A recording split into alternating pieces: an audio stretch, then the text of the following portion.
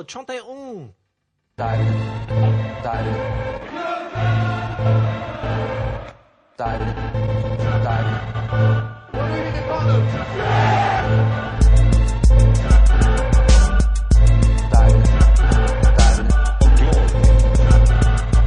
He's not a man. There's nothing more to say. Diving in glory. Yo, welcome back to Diving for Glory, the podcast that looks at football as an obsession. I am your host, Pep Corsiola. Hold up. That was French for you uncivilized cats. You couldn't pick that up, man. Episode 31. This week, Solomon, what up? Ain't shit. You. I'm one of those uncivilized cats. Yes, sir. That's how I like it, man. This week, super subs and last-second winners abound. FA Cup trims down to 4, as does the Champions League, while Europa dwindles down to their final 8. Also, a recap of Serie A as the race gets as tight as Nat Booty. And as always, the prestigious and egregious D4G award section. A little bit of change, man, after the international break, as Diving for Glory will now post every Monday on iTunes and divingforglory.com. And now you can also find us on YouTube. Video D4G coming soon. Follow us on Twitter at Diving for Glory and Facebook as well. Follow it, hashtag it, like it, holla, whatever's clever. All right, just a cup, jerseys tucked, boots laced, Diving for Glory. Let's go. Let's do it. We're gonna start in Bavaria. Bavaria. Okay, Bavaria. Thanks, sir. RB Leipzig trying to make history, hosting the champions-elect Bayern Munich, and they walk away with their first ever victory, 2-1. Sir Solomon, tell us about it. By making history, I mean for themselves, because nothing in Bayern's world changed at all. It's historic achievement. Well, they have now lost to RB Leipzig, and that is new. Yeah, but okay. Either way, Leipzig, man, they ran rampant in this game, actually, especially in the first half.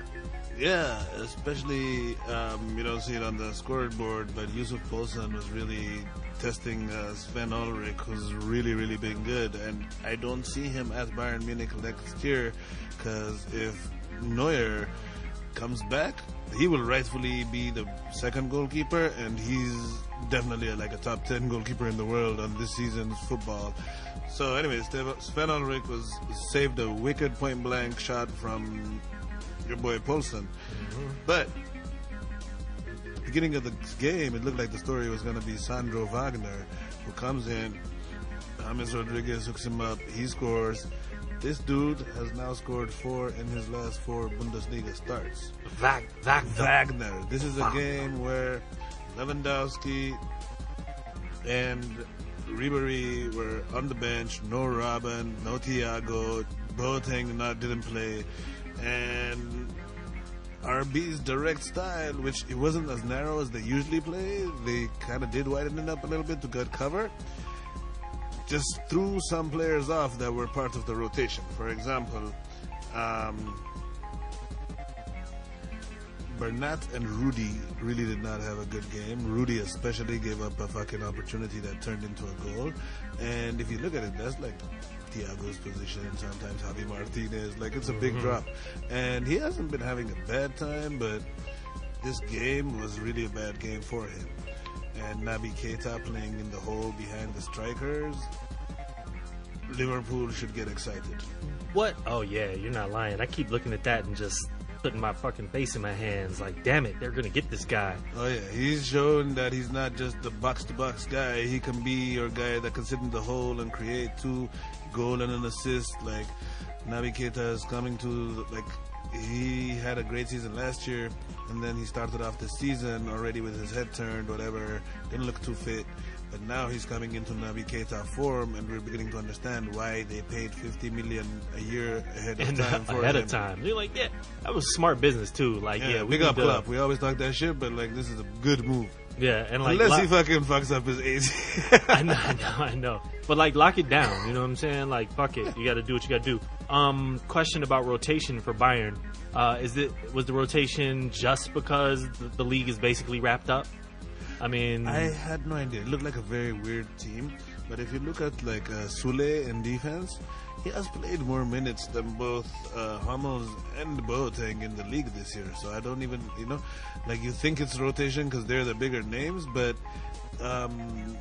it's been a weird year where the coach is actually just literally very random with his selections.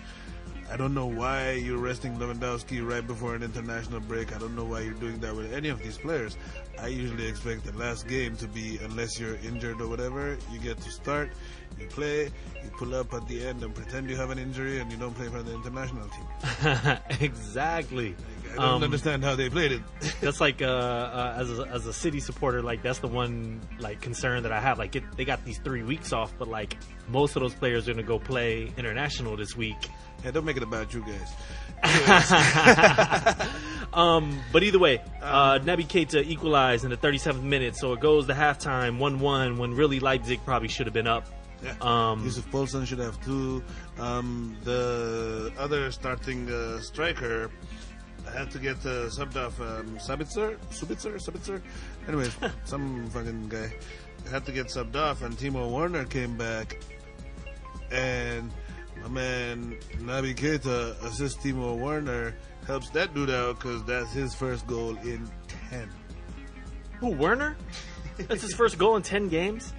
Yes. Like league games, right? Because Yeah. I think I've seen his name recently on the score box. But yeah, Sorry, not 10, 7. Okay. Timo Werner, the 56-minute winner. Bayern could just not equal that, man. They did much better in the second half. Looking at average field position, man, it just looked like Leipzig did work in the midfield and just kind of hamstrung. And if you look at like the left side of the midfield, where I'm basically behind Bernat's position, and like that was completely overran, and they kind of matched them. They played a good 3-4-1-2 and just like stepped to them. And Bayern Munich were kind of lethargic, and one team needed it a lot more than the other, and it showed. And this is, at least in theory, pundits will tell you that Bayern runs into this problem because in the Champions League, because they dominate, the league is over. I mean, they need like one win and it's done, and so they have 7 games where they don't really have any motivation to play other than... Yeah, but you look at like fucking RB took 16 shots with 7 on target. Bayern Munich took 9 with just 2 on target. That's not even Bayern Munich. Like, that's... You never see that. Like, I don't care whether it's because you got your league wrapped up. When Timo Werner has 6 shots, Yusuf Poulsen has 5 shots, and Bayern Munich have 2 on target, like, get the fuck out of here. I don't care what the reason is. Well, that's what I wanted to ask was, do you buy that as a legit excuse when it comes time for them to play their quarterfinal game or semifinal in the Champions League? They haven't played real games in almost a month at that point. And I think that's why the coach is trying to play everybody, is to create some sort of hunger for the spots on the team. So like the real competition is in trying to excuse, but like sometimes you overload it with the guys that should be the squad players, and you put the wrong positions. Like James was playing a lot further back than he would have regularly been. Like if Thiago was there, James pushes up further forward. Like there's subtle changes that happen when you just take out guys and bring another team in. And RB looked like they were ticking on the same page because they played their fucking team. They tried to make a change, and the change got injured early in the game. So they played the RB team that we've been watching for the last year and a half. And that's always an advantage. And this is much more important game for RB. They remain in 6th place with 43 points, 2 points back of 4th place Frankfurt. And I mean, Bayern, as I mentioned, I mean, they basically just delayed the inevitable title march. A few points. If Bayern had won it at RB, this would have, like you said, would have been a disaster for RB because like they would have been further from that chasing pack. But by Bayern not winning it, if they win next week, they win the title at the Allianz Arena for the first time in the history of Bayern Munich. Really? Yes, they've not had a win to take the title at Allianz Arena. Before that, it's been when there was the Olympic Stadium. Ever since the Allianz Arena has opened, they've had the points already, like overnight or whatever, or away, you know? Yeah. Like they walked into the game as champions at their, like, you know? Yep. So this is going to be the first time ever. So interesting. Maybe that's why that happened also. Cosmic divine intervention. Man of the match. Naby Keita, of course. Yeah, of course. Goal, assists, 4 key passes, 3 big chances, balled out. Naby. Quite a few people look very ugly. If you look at what's his face, you see what's his face, Rudy on ESPN, his rating was 4. You know, like he did not have what you call a good game. It's awful, dude. Terrible. All right, we shall move on to Ligue 1 and talk about Marseille hosting Lyon. So this is a battle Stop between saying Marseille. Marseille. Marseille, beating losing to Lyon 3-2. Beating themselves through Adil Rami own goals. True. Like, so Adil Rami opens up the scoring and equalizes himself within a 10-minute time frame. Yeah, technically, yeah. He sets up the first goal, and then he equalizes himself because Rolando, not Ronaldo, but when you don't have money, you just get Rolando. It's just like back in the day when you'd get like the fake Nikes and shit. Joking, this guy's a defender. Psyche. Yeah. So Lyon actually came in with their coach really on the hot seat. Like Lyon. Yeah. Because they've had a downswing in form. Yeah, they the came past in with 6 weeks or so. one win in the last 5. They had 3 draws and a loss. They just got eliminated from the fucking Europa Cup in a game that they should have. Everybody expected them to go through. Like Jean-Michel Aulas, the president, has been talking, kind of vote of confidence-y, which is never a good thing. You know when that happens. So they came in the game 5 points back of Marseille. Needed this game. Away game. These are, like, forget PSG. That's a team that's made for international consumption, Mm-hmm. These are, right, like Lyon was the original PSG. They came out of nowhere and just became, through this president, they just became a power.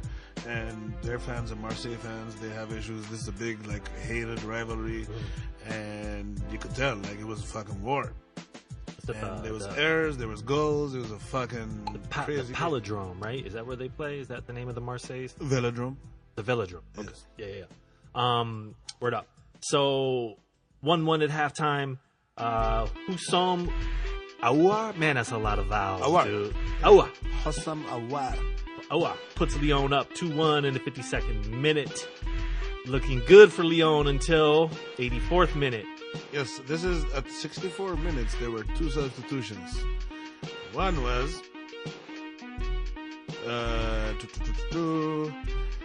Konstantinos? Yes, Mitroglou. Konstantin Mitroglou is Kostas, and the second is Memphis. They both happen in the 64th minute. Mm-hmm. So in the 81st minute, Kostas Mitroglou ties the game. A nice header. Like, yes. He headed that over the goalie, like, perfect. Did their thing, and this must be noted that at this point we have to mention Nabil Fekir was not in this game. Yeah, I was gonna say, is he injured or is he just? I think he might be suspended for whatever, but like, Gotcha. He would and Memphis Depay was on the bench, like I said, but he's been their bench guy. He comes out on the 64th. These 2 subs, impact sub like a motherfucker. One guy ties it, and then Memphis is the walk-off home run at the end. Game. Flaps. Nice looping header too. Like crazy, like the first pass was like from way deep, and then the other guy headed it super high in the air, and Depay put it like beautifully in the corner, man. It was nice, and caught some blood on the nose for it. And so that put Lyon up 3-2 in the 90th minute game.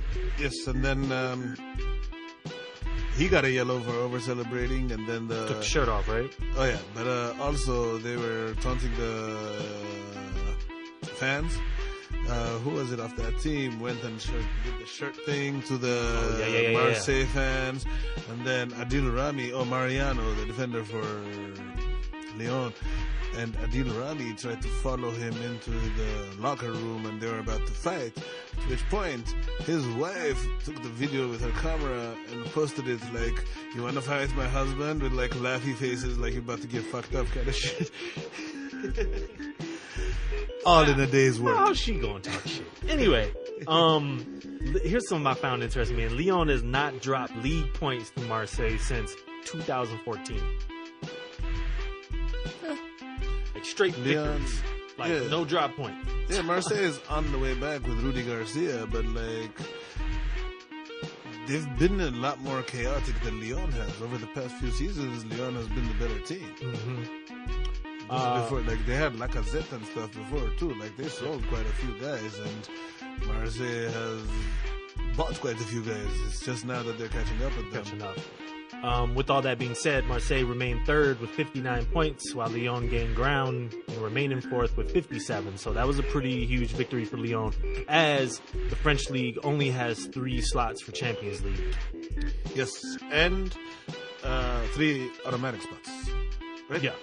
The third one is actually qualifier spot. Mm-hmm. Oh, okay, that's a big drop off. But it is like from having 4 automatic. Yep. Marseille and Lyon are going to be fighting out for their spot for the rest of the season. It's probably about the same level of talent. It's the only race at the top of the French league that's probably worth anything. Yeah, Monaco's best in They're in show, second. whatever. Yeah, they're gonna place. Man of the match. Man of the match. I want to give it to Memphis just because he won it. Yeah, I got Hussam. Yeah, Awar did a lot of things, but like the 90th minute winner, like for sure, he basically saved the guy's job. Oh, for sure. I mean, yeah, you went from 2-1. You went from 2-1 about to lose points to winning to taking all 3.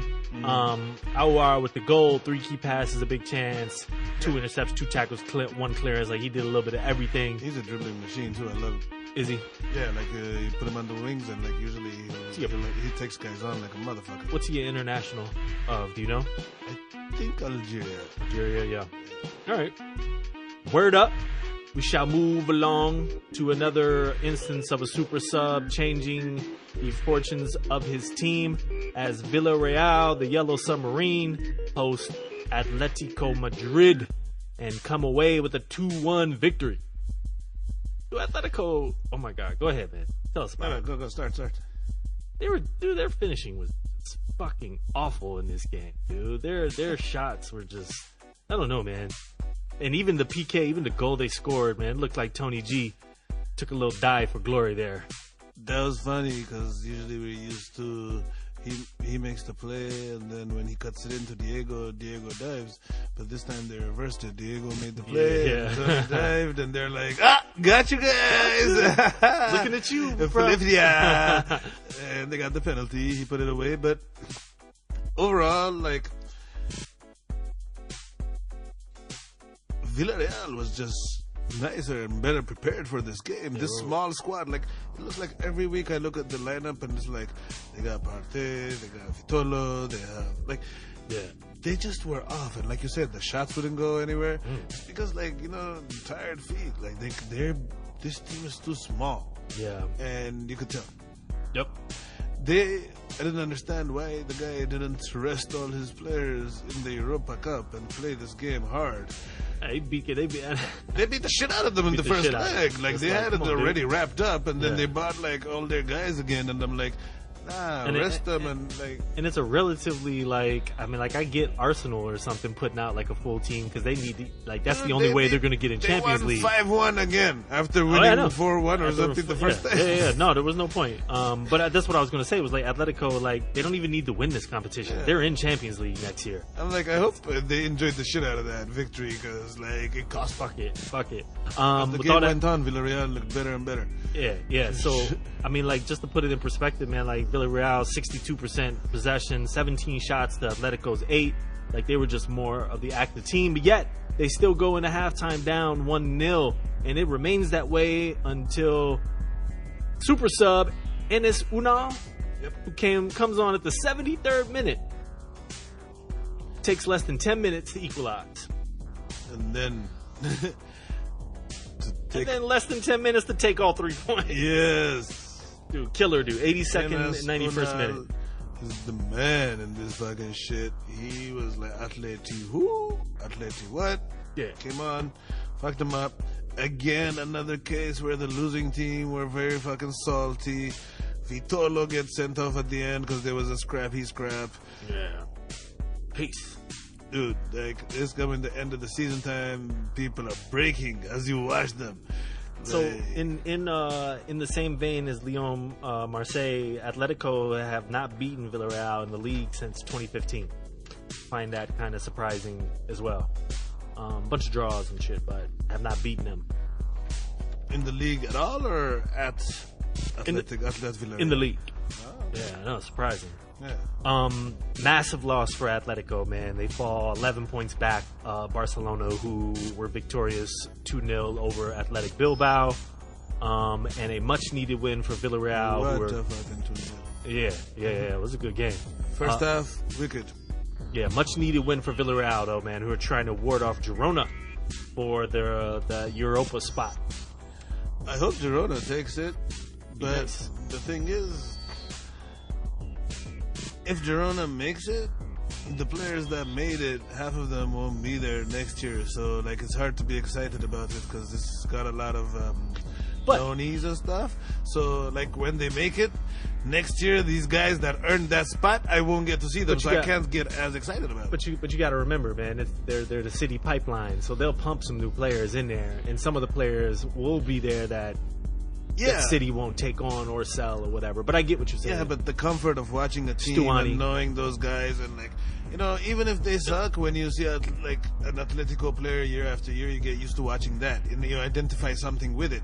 I don't want to identify them as Man City's feeder club. I want them to have guys that are Girona, and we remember them too. You know, like Yeah. you can have one or two, but their dependence it's a little much. They're not going to be able to build their own identity. No doubt. Man of the match, I think quite obvious.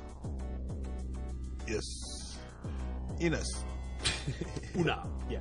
Quite simple. You come on, you play 20 minutes, you score 2 goals in a 2-1 game. Toast.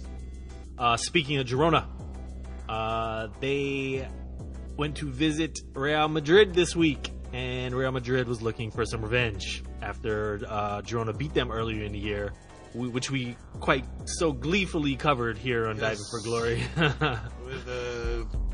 First of all, it was a very blessed event, this Real 6-3 win. Like, I felt very holy because a guy called Cristiano scored 4 goals and a guy called Cristiano scored 2 goals. So Christianity really won this game. Christianity, the eternal victor. Yeah, man, this was A good old ass kicking.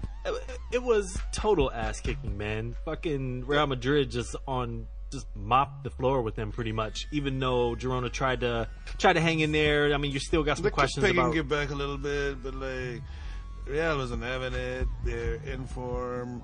It's the part of the season where they're not gonna fucking drop points to a rinky-dink outfit, and they just steamrolled them. Man, Toni Kroos fucking balled the fuck out in this game. Yep. His heat map, dude. Woo. And then if you look at the past month and a half, ever since the second PSG game, when him and Luka Modric have now come back, but like Lucas Vasquez and who's the kid that scored in the Champions League final last year, Asensio and all them, like from filling in for them, have got good. So like Madrid looks back to being very fucking scary. I wanted to look at them though, the 3 teams that are Real Madrid, Barca, and Atleti. And Madrid, for goals for, is only 1 behind Barca. Barca has 74 and Madrid has 73. Atleti has only scored 49 goals. Okay. Now, when you look at the goals against, though, Barca has 13 goals against. Atleti has 14 goals against. Real Madrid has 33. I was just gonna say, man, they've been leaking at the back this year, and that was the one thing, and kind of why I was interested in covering this game was like, yeah, Real Madrid, super powerhouse, but man, they're still leaking goals in the back. Man. They take 3 shots a game more than Barcelona.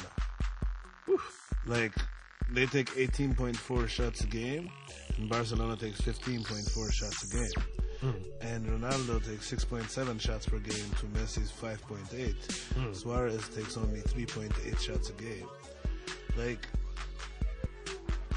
when you look at the little in-depth, it's like, yeah, like Barca out of these 3 teams has, like, they're the best with the best defense team, and they're the best offensive team. So in the league, like this season, they've just completely outplayed these fuckers. 13 goals, man. That's fucking amazing. Especially, man, I can't say enough about that. In that league. Exactly. And that was always the thing with Barca. Barcelona would give up goals just by the nature of the style that they were playing. But obviously, we've talked about their change in style. I would go back to what you're talking about. Oh, absolutely. Like, take that. When you have playing with fire with this shit. When you have a 2-0 at halftime and you're not comfortable, like back in the day when Barca has a 2-0 at halftime, I'm like, okay, we're gonna give this team 6. Yeah. You know, like now it's like I hope if they get the 1 as soon as they came back from half, then it's gonna be problems. You know. Yep. So like it looks very fragile. But in another sense, if you look at it, you know what it reminds me of? In 1986, the Argentine team was a bunch of workers with a good striker and another one good creative midfielder to play alongside Maradona, and it worked and they got the World Cup. Boom.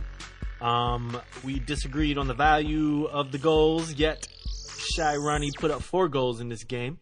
That brings him to 22 for the season, 3 behind Messi. We kind of talked about it way early on. We took bets earlier in the season when he only had like 3 or 4 goals that he was going to catch Messi.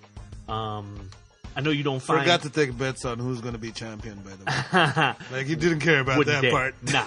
Why would he, man? Why would Which is where the issue comes. He's content. He has 5 Ballon d'Ors. He's content. Either way, man, Real get revenge on Girona, close the gap on Atleti to 4 points, which is still relatively surprising that they're even that close. 15 back of Barcelona. But it's still a huge embarrassment that at this late in the season you're saying to Real Madrid that they're still chasing Atleti. And Barca is not even in your fucking world. Yeah, no, they're not. And they're still only like a point up on Valencia, I think. Yeah. Girona falter in their bid to supplant Sevilla after Sevilla took a fucking L to the legend of Leganes. Leganes is better than Manchester United, apparently. Apparently. There are plenty of players that would be playing for Mu on that team. I also wanted to, since we're not really covering La Liga this year, I'd also like to shout out fucking Levante with another win. Another win. This week. Yeah, this episode. Levante with another win as they continue to climb further away from relegation. Your man of the match? Hey, I bet I got Cruz down here too, man. If your team scored 6 goals and you made 5 of them, like, I don't care about advanced statistics. Like, this goal is about scoring this game, and he scored. Ronaldo. All right, Ronnie. No word up. All right, word up. That's our 4 matches, man. Back 4. We're gonna kick it on up. Hit you with that link up play to the midfield. We're going to talk about a combination of the English Premier League and the FA Cup, since FA Cup invaded our Saturday and Sunday. It actually stole our Sunday as far as league games are concerned. So we're going to start with the league, though. Saturday, Huddersfield Palace, a relegation battle. Much needed, 2-0 for Palace. An away victory, big time. And when they have both Zaha and Townsend on the 2 wings, Palace, even if Benteke doesn't score, them two creating havoc and having that big guy in the middle is when Palace wins. Mm-hmm. So hopefully, because he just came back from injury, Zaha stays healthy for the rest of the season. If he does, Crystal Palace survives and then sells him in the summer. Yes, sir. More relegation talk. Bournemouth hosting West Brom. West Brom almost came away with this, but Bournemouth with the 2-1. Yeah, man. Got fucked up by Mr. Jordan Ibe, first off, and the black man called Junior Stanislas. Junior. Half Polish. Half Jamaican? Yes, Puerto rescued them. Some nice goals in that too, man. But the bigger story, I think, in this case, and you laugh, but Pardew has completely lost the team. They went on warm weather training in Spain. He decided to set a fucking curfew. They walked out. Like, his substitutes have been fucking cursing them out on their way. Like, Pardon. I told you at the time. I was like, no, West Brom is going down. It's bad. And they're totally going down. It's about a wrap. It's very, very close. But they're 11 points, 10 points away from safety. Yeah, they're done. With how many games left? 7? 7. Yep. Bye. Yep. Peace. one side here battling relegation. Here's Stoke hosting Everton in a fucking blizzard. I hope to God Stoke goes down. Yeah, it's time. It's been 3 years overdue, but the guy Cenk or whatever the fuck they say it, yeah. but Tosin, his partnership with Theo Walcott is becoming nice. That might set them up to go up to 8th instead of finishing 9th. And just to paint how sad this was for Stoke, I mean, like, Charlie Adam went off in the 30th minute. Red card. Like, it's tough out there, man, playing with 10 men that long. Yeah, you can't be surprised with the Charlie Adam red card, but it shows you how Liverpool and Everton is, because Stoke was in it until the end. Yep, for sure. They're fighters. They just don't have a fucking direction. Well, let's move along to, man, this team, man, I don't know, man. They got their points so early in the season, they just like, fuck it. But Watford get demolished at Anfield by Liverpool. Actually, they got demolished by Mo Salah. Yeah, Mo Salah just fucking destroyed them. Maybe Mo Salah used to be an Arsenal fan because Troy Deeney talked so much shit about Arsenal that he decided to take it off. Take it because out. Arsenal can't avenge themselves anymore. They're just fucking little bitches. So he's like, all right, hold on. Like, I used to watch. Let me help you out. Dude, there's one video of him dropping that one defender, and then there's another video of him taking a shot with 3 defenders on the floor. Like, Mo Salah personally just owns Watford Football Club for at least this week. 4 goals and an assist, man. That's ridiculous. And it wasn't just that they were goals. Like, the goals, they're all worth the same, but there's quality difference. Like, he completely embarrassed out. Like, first of all, Watford has been going downhill ever since somebody said, oh, what about their coach going to Everton? Yeah. Ever since that happened, the coach got fired. Yep. They're going downhill. Troy Deeney doesn't know how to play. Like, the Richarlison is just an idiot now. Yeah. But if whatever happens to them, watch out for the guy Doucouré. Okay. He's going to be in another club next season because he's too good for that club, and he's the only person that's worth a goddamn. So those are the only league games this week. So I got a question though before we move on. At this particular point, do you consider Salah Player of the Year for EPL? At this point, I think that he's definitely in the front running because over the last month and a half, like in Manchester City, David Silva and Leroy Sané have really taken off more than Kevin De Bruyne. Yep. Mm-hmm. And that's also by design because Pep doesn't want them to burn out. Yep. But he's been kind of carrying Liverpool. Like, even some not all the way impressive looking victories, he's made them look like amazing destructions because of his individual, like, Mane is not having that good of a season. Bobby Firmino's movement and scoring is really good, and Salah is just statistically carrying the fuck out of this team. 28 goals, the record being 34. Will he get it? 28 when the record is 34? 6 goals in 7 games? No. He's tied. Yeah, 6 goals in 7 games. Yeah, he can get it. No doubt. All right. So that, like I said, that was all we got treated to for the league. That is, Does he pass it? I don't know. Does he pass it? The way they're playing, man, and they're gonna have to play till the very end. I wish I knew we were gonna have this question because I would have liked to see who they're playing. Like, that would determine some too, you know. Anyways. True. Either way, FA Cup also on Saturday. There were 2 games. Swansea hosting Tottenham. Apparently this is Poch doesn't care much for the FA Cup, doesn't think it's worth much, doesn't think that means they'll have a winning culture. But he sure trotted out a team as if he believed otherwise. Yep, Harry Kane is injured, so he didn't start. Son started. Son has played maybe the most minutes I've seen anybody play this season. Eriksen played. He might be second place for all-time minutes in the game.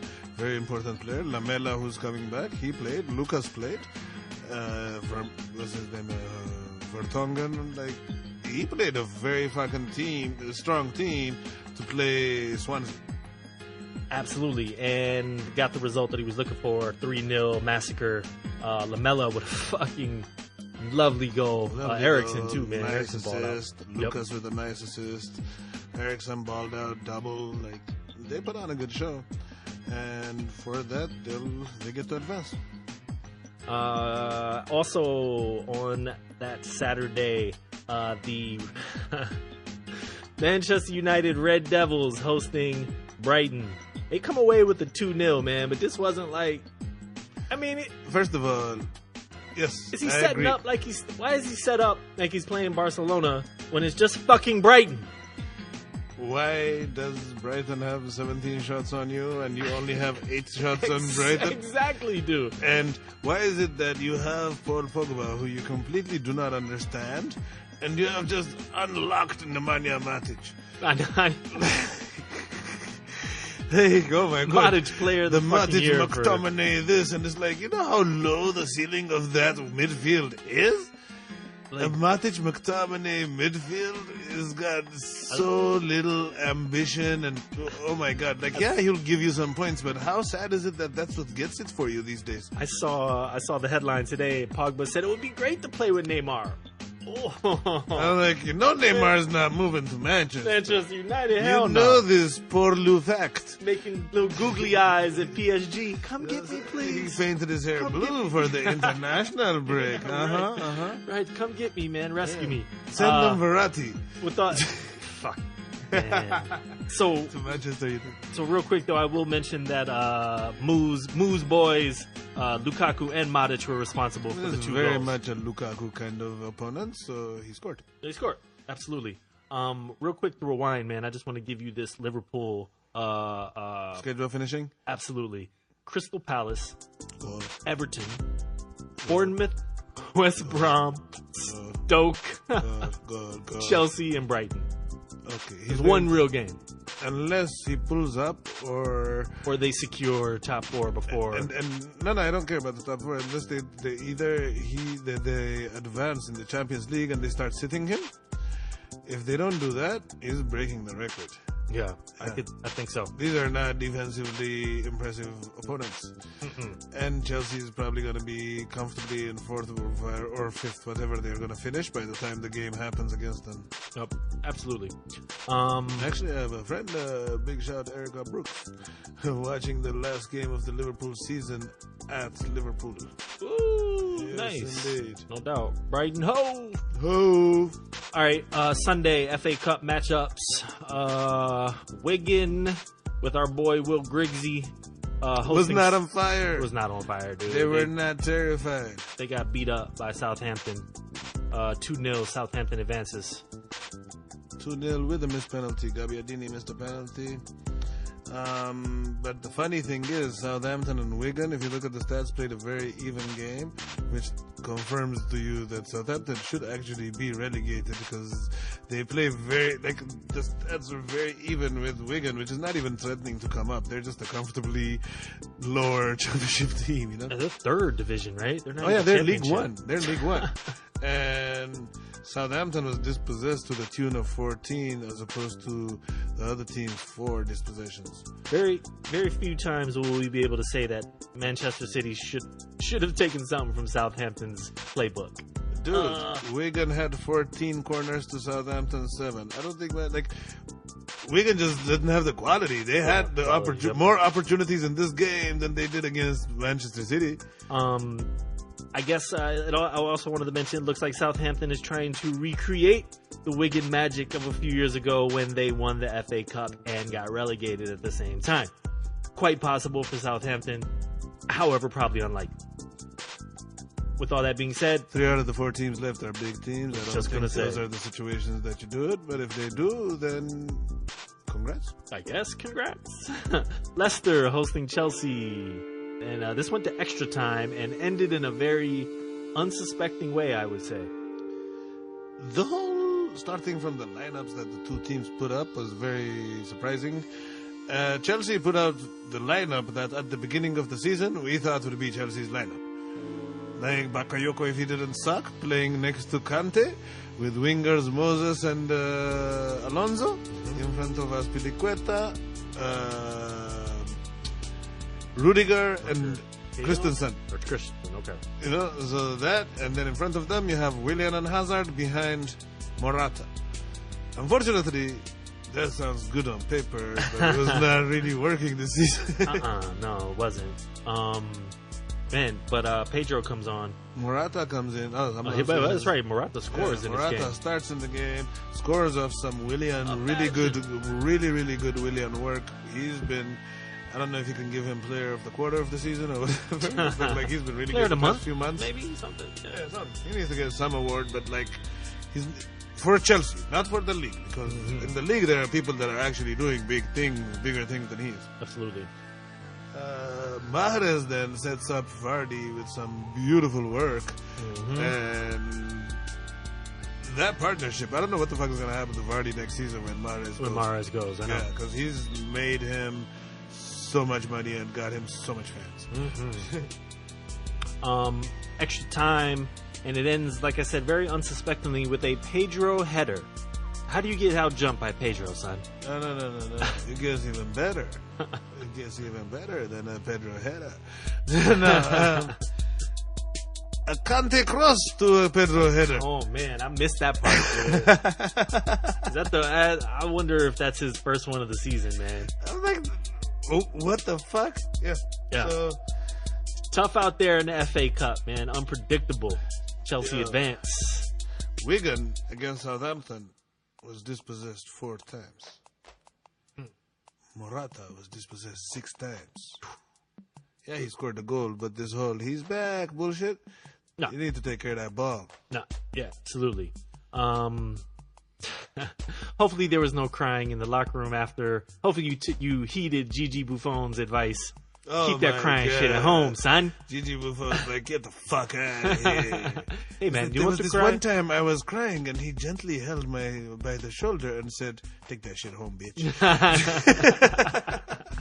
He said, the guys that support you will get sad and the guys that don't will be happy. So that helps nobody. Nobody, dude. What the fuck are you doing? Mortuata living up to his name. Most Tuata. Why would he give that interview? Man, you're not lying. Why are you self-snitching? Man, I can get on board with the whole, mental health thing and all that, but bro, this is sports. This is sports. Like you're like laying out a raw steak for a pack of dogs. These sports egos, they're so big that like he doesn't self-criticize because like. He wasn't giving you advice, right? Gigi was not giving you some friendly advice. He was like, get the fuck out of here, bitch. Yeah, exactly. And you can tell that because at the end of the season, they got you the fuck out of there, bitch. Peace. Yep. Peace. For like a surprising amount, too. But either way. Actually, that was a lie because he went back to Real Madrid. Yeah, back, yeah. But, like, they didn't pick up the option. The option, yep. Yeah. Good point. Either way, man, recap the top 4 in the league sits at City, obviously up top, 81, 16 points clear. Did you have something else regarding FA? Yeah, just. I'm going to run that. So top 4 in the league looks like City, United, Liverpool, and Tottenham. Obviously, Tottenham and United with games in hand because they played FA Cup. Chelsea and Arsenal round out the top 6. Liverpool is the only one that has one extra game onto the top 5 or 6, right? They've played 31. Everybody else is at 30. Yep, everyone else is at 30. Relegation looks like at this moment West Brom, Stoke, and Southampton. But there's still about 3 or 4 teams that are really like within 3 or 4 points.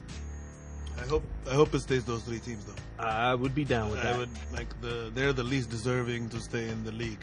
The other teams, everybody has had some sort of run, moment or something, little second, like a memorable event, or even like overperform, like a Brighton or a Huddersfield or something. Absolutely. Something memorable for the season. And these 3 teams have just been an embarrassment, frankly. Yep.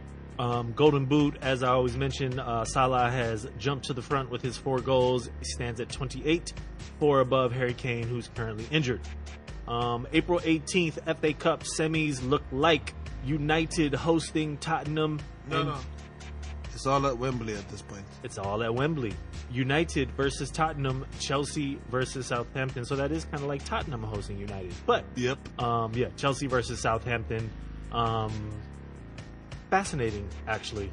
Yeah, there's not going to be any replays on these. That's why it's set to Wembley. Thank You go God. to overtime, you go to penalties, you advance. Good. I hope for anything but a United Chelsea final. I just don't want to see those two guys again. Anyway, speaking of, I think the worst outcome would actually be a United Southampton final. oh, that'd be painful. Yeah. That'd be painful to Like, watch. this is one of the few times Josie where you're sits- like, please give me the Chelsea United game. Josie sits back against relegation-bound South. Anyway, man. They both sit back and the ball is just chilling in the middle. I Is know. somebody going to attack it? No, the bus doors are closed. They're stuck in the bus. They're stuck. Oh, that would be priceless, man. All right, we're going to move on to Conte's old stomping ground and do a Serie A roundup. All up in that content. Yay! Serie A starts off Saturday with Udinese Sassuolo. And Sassuolo getting much-needed points. I'm sorry, I've been very interrupty. It starts off on Wednesday because Juventus had a game to make They had up. a game that in they hand, won. didn't they? That's right. Yeah, they beat Atalanta. Atalanta 2-0. The Italians? The Atalantians. The Atalantians? Atalantia. Higuain had a goal and an assist, and Matuidi scored the other goal. Okay. As you were. Yeah, so Sassuolo, though, comes back with much...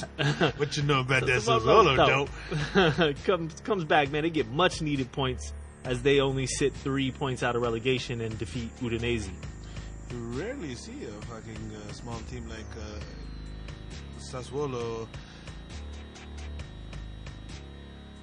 It's my phone that's vibrating, if that's what you're worried. Oh, yeah, no, it was mine, too. But, anyway. You rarely see them get the points away, and it was good to see, but fuck Udinese. They're just unpredictable and useless at this point. Yeah, middling mid-table team. Yeah. But Sassuolo, huge victory for them, actually. Yeah. Speaking of relegation, SPAL hosting Juventus. Yes, and we're speaking of relegation only for SPAL. Of course, of course. But Juventus did relegate themselves to losing a couple of points in this game. They sure did, man.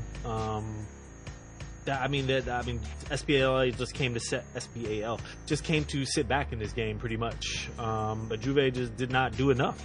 12 shots or something. Yeah, if you looked at like the Lazio game and all the times we're giving Dybala like dude of the week because he's winning games in the last minute and stuff, Juve have not been looking that good in the league, and it was bound to be a time where if the team didn't gamble and didn't make mistakes, they'll take a fucking point off Juve. They're happy. Yep. Yeah, man. With all that being said, Juventus is still like they only have like 2 losses, 2 draws. But you're right. Like eye test. That's like, what the way I they've kept been saying playing. is how they've been winning all these games ugly. Ugly. Yep. And at some point, you're gonna have to, like, the law of average is gonna kick in, and you're gonna have to give back some of those points. Yep. For sure. So there were only there was only those 2 games on Saturday, because football is a religion, along with Catholicism in Italy. I'm a Seventh-day Juventus. Yes. That's tight. But Sunday gets cranking with Inter just blowing their load all over Sampdoria, man. And specifically Mauro Icardi. Apparently Wanda Nara has not been giving him any because he came all over fucking Sampdoria away. He put 4 of them up, man, in a 5-0 win. Perisic gets it off in the 26th minute with his goal. And then Icardi in the 30th, the 31st, the 44th, and the 51st. 6 shots, 4 goals. Done. Italians not known for their contribution to the porn game, but apparently this week... Stadium porn. If you just Google that, you'll probably find Icardi just scoring all over Sampdoria. Icardi ball out, man. Torino hosting Fiorentina take a 1-2 loss.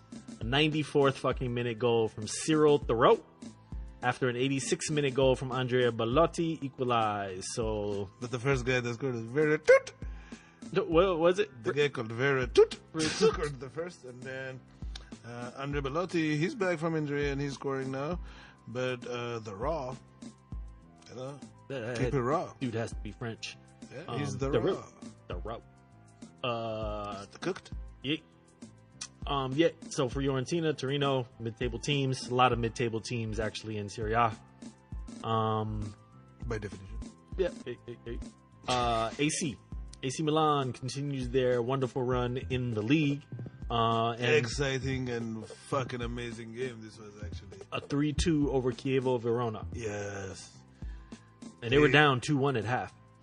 They started off up 1-0. Hakan sets them up 1-0 in 10 minutes. And then they get hit up for 2 goals in 2 minutes, 33rd and 34th minute, sorry. I mean, they might as well. 2 goals by Chievo. And then in the second half, Patrick Cotrone and substitute Andre Silva, who just recently scored his first goal for AC Milan, hit him That up. game winner the other day. Yes, the other week. injury time game winner. The day that, what's his name, Chiro did the back heel. Yeah.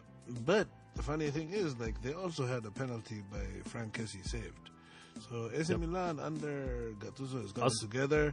It's picking up points, even the games that are ugly, whatever. You get points first, and then you build on it. You know, and he's doing it the right way. Like, you can't, creeping. Guys are not gonna listen to you if you start off with like just lose, and like, you know. Yep. Also wanted to mention that VAR pulled a goal back in this game. I wanted to mention that. We'll get to more VAR talk a little bit later. But interesting that Serie A is using it in their league, and it is being having an effect on games. You're gonna use it in the World Cup too. I will get I'll get this shit off my chest a little bit later. Anyway, I'll get a lot of time for that. Hellas Verona caught more splooge from Atalanta. Another 5-0. Josip Ilicic. I love that shit. I'm an Ilicic. There's so many Eastern European players in 3 goals, hat trick. Yeah, man. Word up. Atalanta still like a top of the table team. Relatively, they were contending for top 4, but they've fallen off a little bit. Oh yeah, they don't have the kind of depth to last the whole season. Like if you look at Roma when they win against Crotone, they got El Shaarawy, who's been a bench player for most of the season, but he's a fucking big talent. Like we know of him, you know. Like other team, like you're saying, they can't keep up because the guy that's coming off the bench, the drop off is so big that the later in the season it goes. That's the problem. Yep.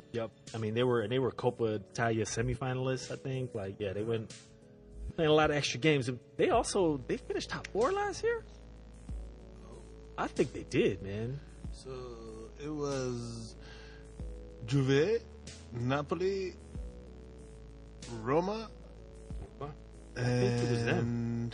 I really do. Because Inter was 6th and AC was 9th, so it might be. I think they did make it last year. But either way, like I said, they let loose 5-0 on Hellas Verona. Speaking of more relegation-bound teams, Benevento hosting Cagliari, and 2 goals in stoppage time took the points from Benevento 2-1. Benevento out here trying to give away the points even when they have it in the bag. There were 4 extra minutes in this game, and the last goal was scored in the 96th minute. Hey. Tough out there. Give up a 91st and a 96th minute goal. I mean, they're done. Like, what do they have? Like 2 wins or something? 10 points. They have 10 points. Dude, Manchester United won the Champions League on a 92nd and a 94th minute goal. They're down 1-0. Did they? What year? 99. That was the 99, huh? Wow. They're losing in the injury time, and they won it in that injury time. They didn't even go to overtime. Who they play? Bayern Munich. Munich. Yeah. Kufur or something with this Ghanaian defender was crying on the field. You think? I wish Gigi Buffon would have talked to him. Take that shit home. Oh shit, man. Speaking of Roma away to Crotone, and they come away with the 2-0. Roma comes away with the 2-0 victory. Yes. Roma very solid. Just mentioned it. El Shaarawy and Nangolan. They sat Senktosen on this game. They did a little bit of rotation, and they actually pulled up the points. Roma's having a good season. Like, they reached some highs that are not reasonable, but the coach is really bringing together a really nice team with a good system. They play 4-3-3 with interchangeable players, and I like how they do it. I mean, and one can only imagine if Mo Salah was still there. if they would be actually they'd be competing with Napoli and Juventus. Absolutely, but I don't think we'd see this version of Mo Salah because the focus there would have been like burn the guy and cross it to Dzeko. Yeah, because even if you have in that league, that's the objective. Yep, for sure. Napoli. Let's get back to that. Lazio Bologna ends in a 1-1, tied after the 16th minute, and that was all she wrote. Interesting fact: a man called Jordan Lukaku plays there. He is Romelo's brother. Really? Yeah. Oh, nice. At Lazio. Does he play? He played in this game. Oh, okay. Yeah, he got subbed off. Lazio trying to keep pace, man. It could have used 3 points, but they only come away with 1. So the rest of the season for Lazio is try to get some European spot and show Milinkovic-Savic as much as you can, because that guy is going to be all over the market in the fucking summer. Mm-hmm. Lucas Leiva has scored in 2 straight games, once in the Europa and once in the fucking league for Lazio. He's the fucking holding midfielder / defender for his whole career, and he's like their prolific scorer right now. So, with Juventus dropping points to SPAL, it was on Napoli to come away and make up some ground that they lost over the past few weeks. And they did so successfully with a 1-0 over Genoa. Yes, Raul Albiol scores a very businesslike 1-0, and that really brings them to within 2 points. So it's back on. Yeah, beautifully. Which I will we will move on to top 4. Juventus was 75, Napoli was 73, and then a huge gap. Roma sitting in 3rd with 59, Inter with 55. Lazio only a point back with 54, and Milan sits with 50 in 6th place. Both Milans have a game in hand with the teams that are above them. Relegation looks like Benevento, Hellas Verona, and Crotone. But then you have SPAL, Chievo, and Sassuolo all hovering around that. Do you think AC Milan catches Lazio? No. Okay. Do you? The way the two teams are going right now, it seems like Milan. Yeah. You think so? Might just be a little bit too late for Milan. Why? They have 5 points back with a game in hand. They're only 2 points back of them, basically, if they win that game. No, absolutely. So I think that the projection, like over the last little bit, like Lazio has kind of slowed down, and AC Milan is looking on the up. So I hope it is, because it'll make it interesting. But yeah, it'd be. With all that being said, the Milan Derby is coming up eventually, very soon, and could they catch Inter? It's only 1 point difference. Inter has been complete shit. They just accumulated a lot of points early. Mm-hmm. So, yeah, that's very possible too. Interesting. Milan is down as far as 10th at 1 point. Relegation, as I mentioned. Either way, top goal scorers in Serie A. Immobile with 24, Icardi with 22, and Dybala with 17. And that is your Serie A roundup. Moving along, we shall move to European continental competition and start you off with the Europa League roundup. Arsenal hosting AC. Arsenal go through with a 3-1. Relative domination of AC. Well, this game wasn't complete, like what I'd call relative domination, because early in the game, AC Milan went ahead 1-0, and it was at that time that Alex Iwobi did the dive to get the penalty that got them. Once Arsenal got the 1-1, like they took off after that. But like if AC Milan had got the 2-0, you know what I'm saying? Shout out to Iwobi diving for glory. He went for it all, man. Do it, man. Do your thing. But I guess a 5-1 aggregate. It looked like they folded, and yeah, it was fine. Yep. No, but it happened at the time when the score was 2-1 aggregate, is what I meant. Yeah, true. That's true. I think that's why I said relative, but I hear you. Atletico away to Lokomotiv, and they played a super strong team and like blasted. I hope they enjoyed it. Like, why? Fucking Villareal thanks you. And you went to fucking Russia. Like, why are you playing your strong team in, like, you got a Russia, fucking 200-mile flight, whatever, like a day flight. I know, dude. What the fuck? Simeone, stop being a moron. I'm sorry, I didn't mean to do that. In very disappointing fashion, Dortmund exit Europa with a 0-0 draw to Austrian elect champs RB Salzburg. 0-0. Peace, BVB. It was definitely a big week for Red Bull, and the Salzburg version of them eliminated a very Dortmund team and went through. There it is. Götze got heavy criticism in the media by a few former players, and I think Bats did pretty bad in this game too. I don't know. They're just a weird team this year. They can show up and look pretty awesome sometimes, and then just look totally drab. And Götze got that Ozil thing about him to where when he looks bad in a game, he looks really fucking bad. And he's always a scapegoat whenever. He's like this chubby looking guy. I was gonna say he has the body language problem too that Ozil has. So he always, if there's a loss, then he's on the field, and everybody always points to him, and it's like the layup. Have you ever seen the little video or the meme where Joachim Low wipes his nuts on on Götze's lip or whatever the fuck? Like, what the Götze's like, dude, I'm gonna kill this dude. Anyway, moving along, Lyon, as mentioned before, just a fucking hugely disappointing performance against CSKA at home, at that. And they lost 3-2. CSKA through. Yeah, Lyon just... this is what they've been. They beat PSG and then didn't win the next 6 games after that.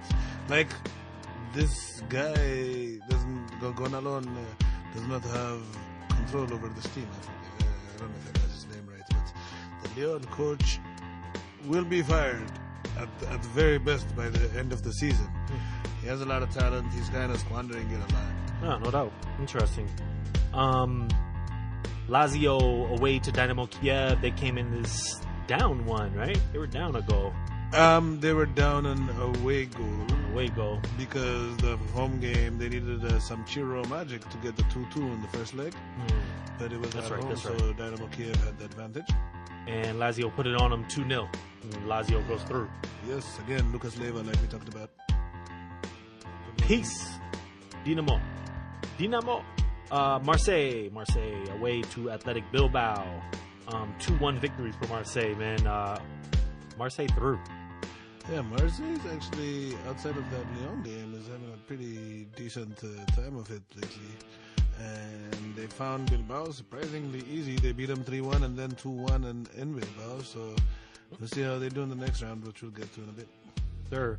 Zenit St. Petersburg hosting RB Leipzig, and the 1-1 draw puts RB through.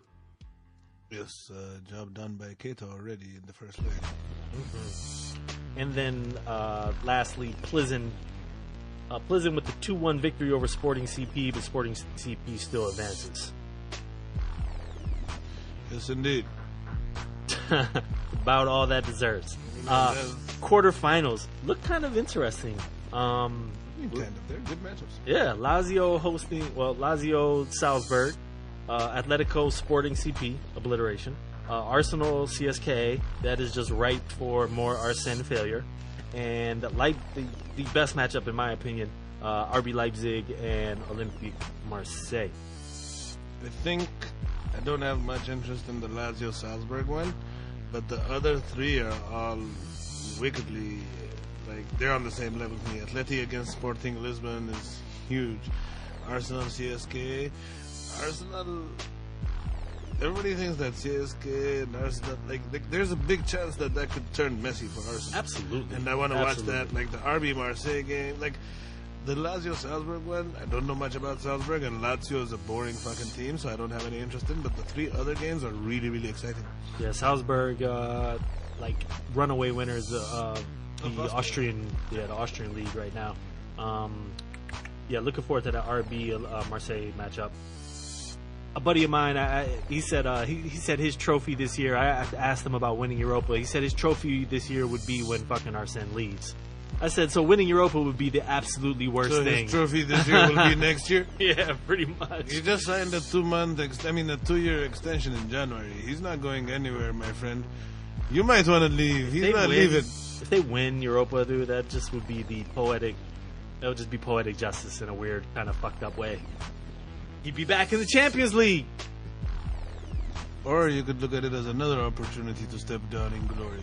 That's never gonna happen. Speaking of Champions League, there were some matches this week that were kind of interesting.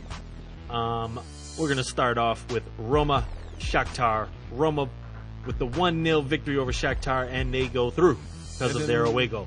And then Dzeko with the goal. This thing. Roma played a good game, and that goal was nice, but that was clearly not the story of the day. I kind of wanted to see Shakhtar go through. I thought they would, but I wasn't. I thought Shakhtar would. I didn't, but I like this Roma team, so I'm not too opposed to it. Yep. Besiktas away to Bayern. Or at home to Bayern. Bayern through. They were already up 5-0. They won this game 3-1. Bayern through. Peace. And Barcelona hosting Chelsea. This came in 1-1. I thought we were doing it in terms of when they happened. Oh, sure. We could do that. That's right, because it was a Tuesday game. Yeah. United, Sevilla. Sevilla came away with the 2-1. Have you seen the national pictures of the national team arriving yesterday and whatever in France? No. Pogba and Wissam Ben Yedder. No, both selected for France. He just eliminated him from the Champions League. Tough out there. Came on as a sub for Sevilla, and now he's a player for France.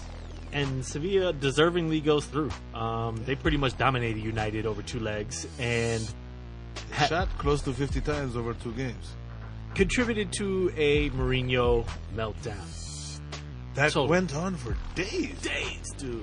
Days. Hey, what the fuck? This shit was 3 days ago, dude. He's been going through excruciating distances to show people how bad Manchester United really is. Sevilla's a great project. Oh, they have so many players that I wish I had on my team. And what? Bruh. Dude, like that was like his second rant. Like he's just been going off talking about how Manchester United always get eliminated. It's not something new for them. I've beat them a couple of times when like I think he forgot that they hired him. I'm like, even if they have all these problems you claim they have, that's why they're paying you so much money to fix it, you dumb fuck. Abramovich still got him in the pocket, spreading that fake news. Then came out this weekend talking shit about Luke Shaw after the fucking he's such an asshole. And then had the nerve to bring up if Manchester City keep spending money, there's just no way I'll catch them. And it's like, dude, you have spent $700 million your damn self in the same amount of time that City spent about 800. So if that $100 million makes that much of a difference, man, like you have guys, we watch you put the guys on the bench and play shit football. Like, it's not like you're lacking. Like, yeah, the City is further along, don't get me wrong. Yep. But I think that if you put some other coach that is somewhat not averse to gambling and goes for points, then Manchester United would be much closer to where City is. Instead of being 18 points or whatever behind, they might be like 7 points behind them at least.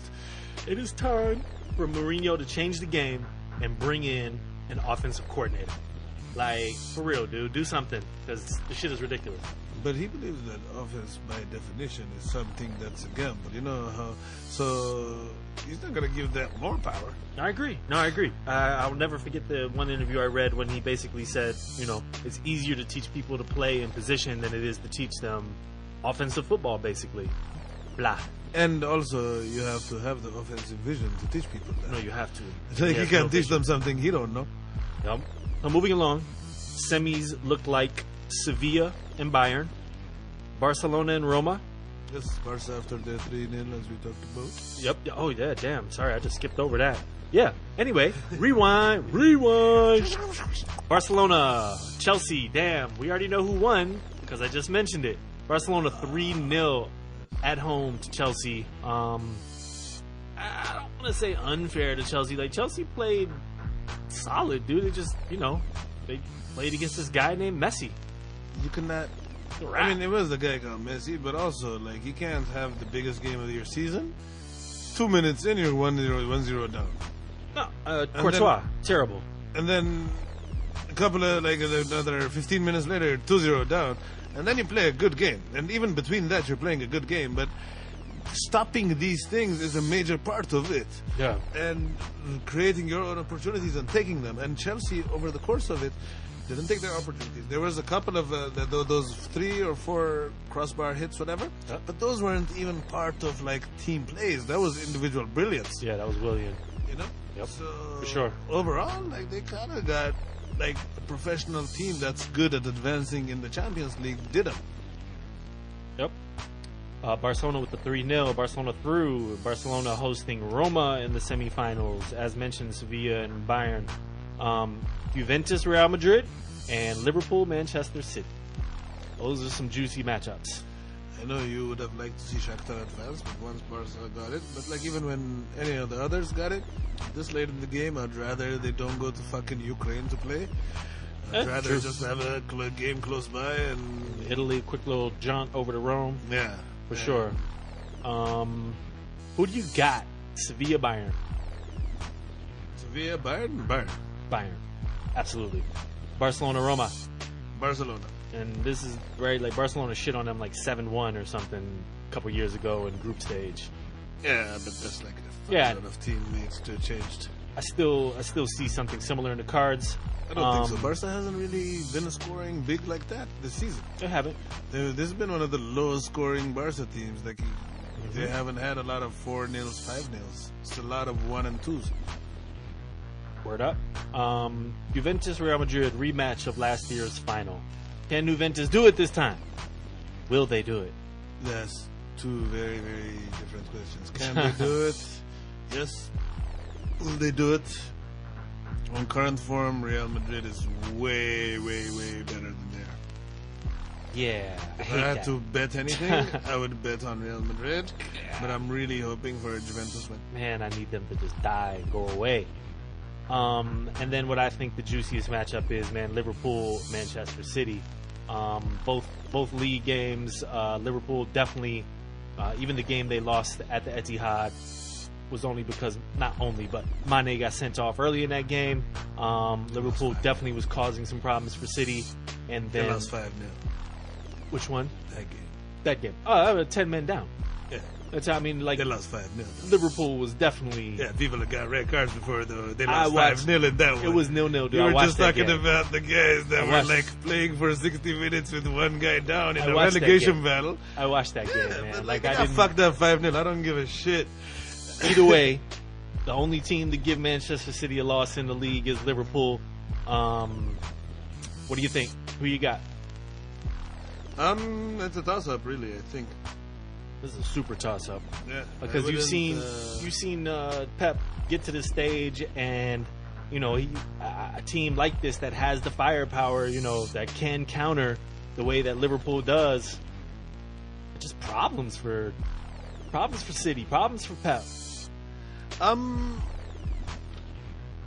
think that the speed of this Liverpool attack would give problems to anybody. And I think City beats them, but I just think that it's going to be a case of 2 games almost. I think that City really beats them in one, and then just happened in the league. Even the game that Liverpool was supposed to be better than City and they fucked them up, they gave up the 2 late goals and they almost 4-3. lost. They almost fucking lost those points. But that's what I'm saying. But they had it in the bag, and they showed that when they wanted to, they were right up there with them. And then I don't know about their concentration over the whole game.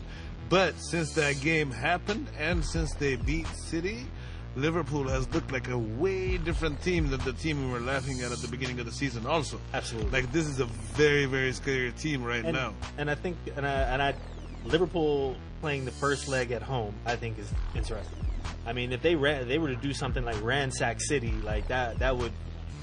That's a very real possibility, and what kind of team he puts out, in terms of Pep is interesting, but also in terms of Klopp, what is he going to put in his midfield to support those 3 guys? Because that's what's going to determine the whole outcome. Yeah. Juicy. Can't wait. He'll make the calls when the game gets closer. Word up. You don't know who they're going to play, who's going to be injured. At this point in the season, it's crazy. With all that being said, we're going to kick it on up to our forwards, link up so we can get our goals and go home. Awards, dude of the week, goes to Lionel Messi. Has to. And this is in a week we debated slightly over it. This is in a week where Salah counted for 5 goals, Ronaldo scored 4, Cardi scored 4, but Messi gets it for his Champions League excellence. Yeah, I mean, he put that game away. He nutmegged the Chelsea goalkeeper twice. He set up Dembele for his Champions League Barca debut goal, basically. And since then, Dembele's confidence has looked up. Messi, really is looking out for that kid and setting him up. For sure, he's been looking nice. And then he came away with the goal, and then didn't have the assist, but definitely was the starting point in the other goal in the 2-0 victory over Athletic Bilbao. In the Paco Alcácer goal, he sets off Jordi Alba, who in turn sets off Paco Alcácer. Yep. Messi, dude of the week. Yes, Dembele returned his credit though, because he assisted Messi in the Bilbao weekend game. Yes. Yeah, true. Yeah, no, Dembele coming along, looking much more in rhythm. Like he knows what what he's supposed to do now. Doesn't look scared. Nope. Goal of the week goes to Mo Salah. He just completely out there, Iverson, son. He completely bow-tanked that dude, man. The homeboy was horizontal before he hit the ground, man. Kind of just, and this is on a week where Messi dropped quite a few people, but this was just beauty fucking full. No Salah, no doubt. Just what happened moment. Your thought happened moment story was way interesting. I'd like to share that. The league in league, the second division of the French league, Auxerre. I don't even know who they were playing. Auxerre, yeah. They 2 of their teammates had a little chirping action going on, and they decided to say, "Fuck playing, we're gonna fight each other on the field." At which point, I don't understand. The other team's players come to break up these 2 guys' fight. I don't understand that. I mean, they're getting sent off anyways, so might as well stop the fight and get on with the game. I mean, might as well just watch a good fight. I mean, there's that. I don't know. I would just be like, yo, get some Gatorade and let's just watch this shit. I agree with you on that. The dude was just talking shit. He walked over to the other guy. The other guy didn't even hesitate. That is the exact same place that even in England, the last time I saw teammates fight, which was Lee Boyer and I forget the dude's name. But they fought right around then in the middle of the fucking field. And I'm like, what is it about that position? In the middle, a little to the right? Yeah. That's where they fucking like to get it. Yeah. Those guys, 6s and 8s, I guess.